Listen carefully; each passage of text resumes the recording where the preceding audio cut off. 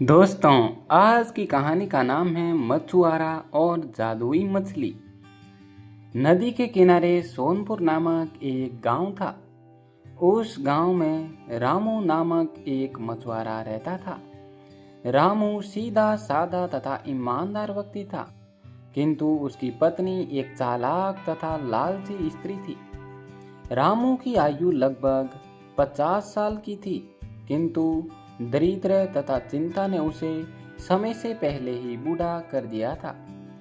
रामू सुबह मुंह अंधेरे उठकर जाल लेकर नदी की ओर निकल जाता और शाम ढले वापस आता। वह सारा दिन नदी में जाल डाले बैठा रहता था।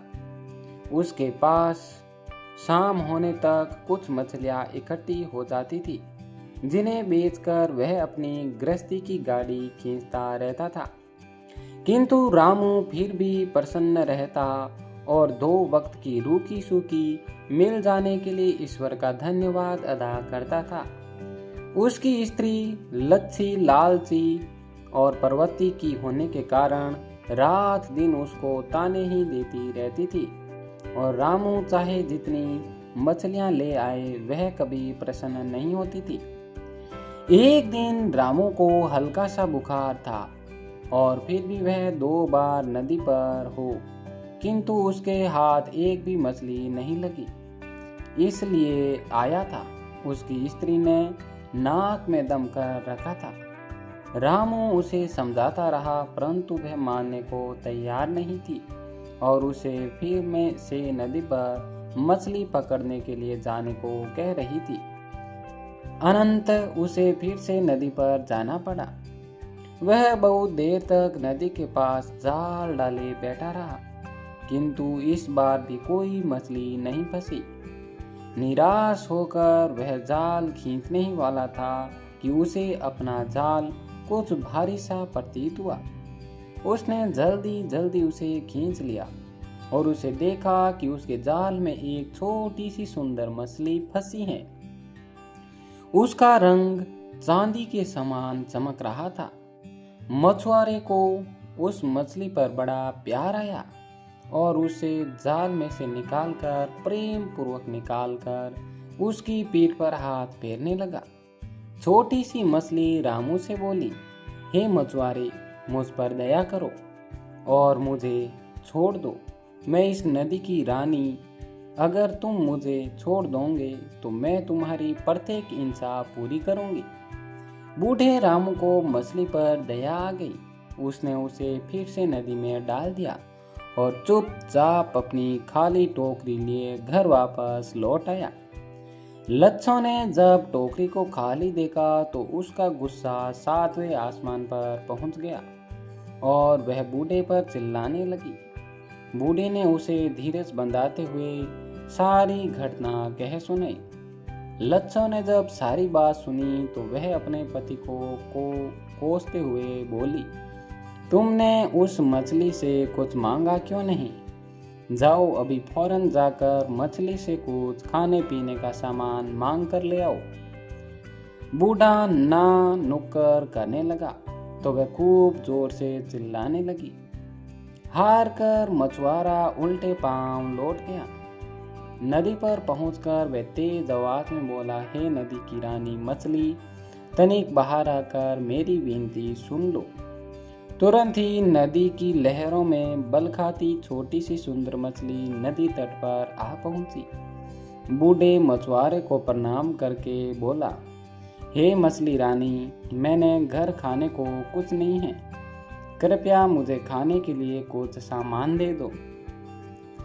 अभी तुम घर जाओ, वहीं भिजवा दूंगी। इतना कहकर मछली फिर से नदी की लहरों में ओझल हो गई। मछुआरा जब घर पहुंचा तो घर के बाहर खाने पीने की ढेरों चीजें रखी हुई थी। उसने अंदर से अपनी पत्नी को बुलाया। दोनों ने मिलकर सारी चीजें घर के अंदर रखी। बूढ़ा इस काम को अभी खत्म ही नहीं कर पाया था कि लच्छो फिर से बोली, सुनो जी, केवल खाने और पीने की वस्तुओं से क्या होता है? जाओ जाकर मछली से बढ़िया बढ़िया कपड़े तथा जेवर मांग कर ले आओ। मछुआरा उसे समझाते हुए बोला, देखो अभी अभी तो मैं इतनी सारी चीजें मांग कर लाया हूँ। बार बार मांगना अच्छी बात नहीं है, बाकी चीजें कल लाकर दूंगा। बूढ़ी ने उसकी एक ने सुनी और वह चीखने और चिल्लाने लगी। अंत में हार मानकर मछुआरे को जाना ही पड़ा। वह नदी किनारे पहुंचकर पुनः बोला, हे संसार की सागर की रानी मछली, तनिक बाहर आओ। और मेरी विनती पहले की तरह मछली नदी किनारे आ गई। मछुआरे ने झिझकते हुए फिर से अपनी पत्नी की हिंसा उसके सामने रखी। मछली बोली, उसकी हिंसा पूरी हो जाएगी।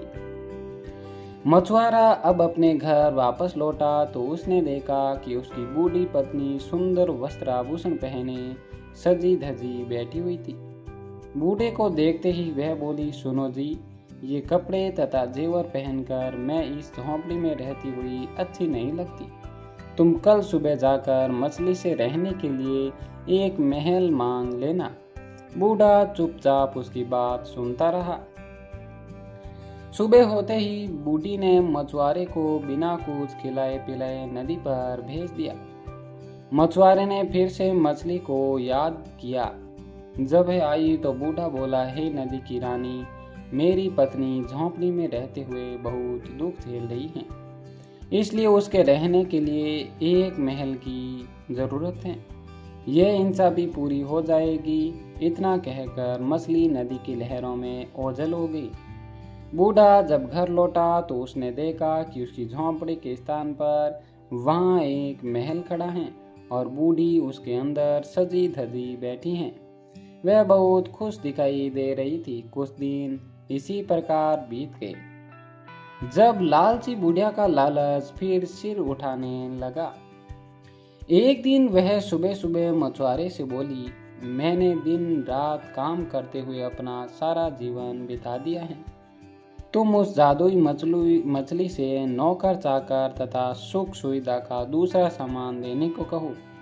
बूढ़े ने उसे समझाने का प्रयत्न किया, किंतु बूढ़ी ने लालच में अंधी हो गई थी।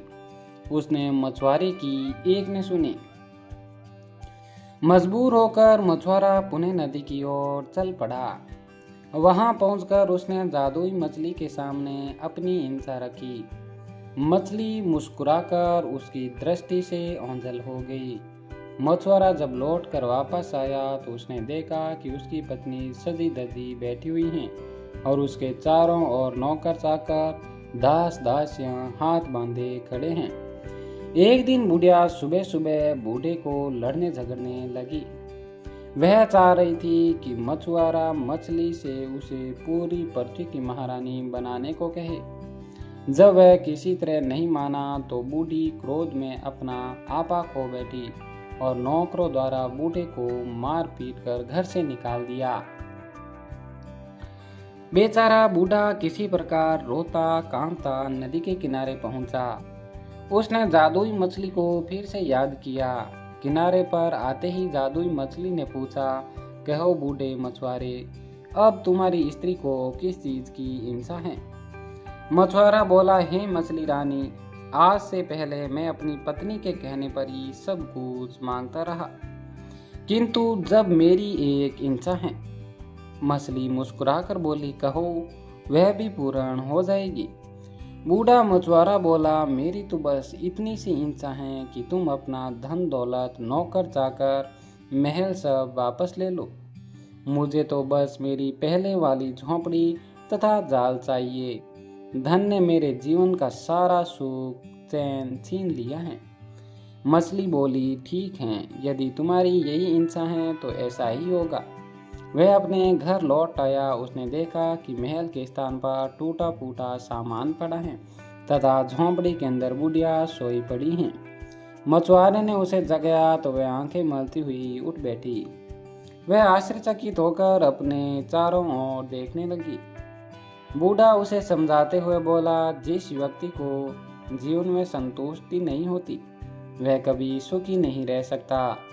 बूढ़े की बात सुनकर बूढ़ी मचुराइन की आंखों से लोभ का पर्दा हट गया। उसने अपनी भूल का एहसास हो गया।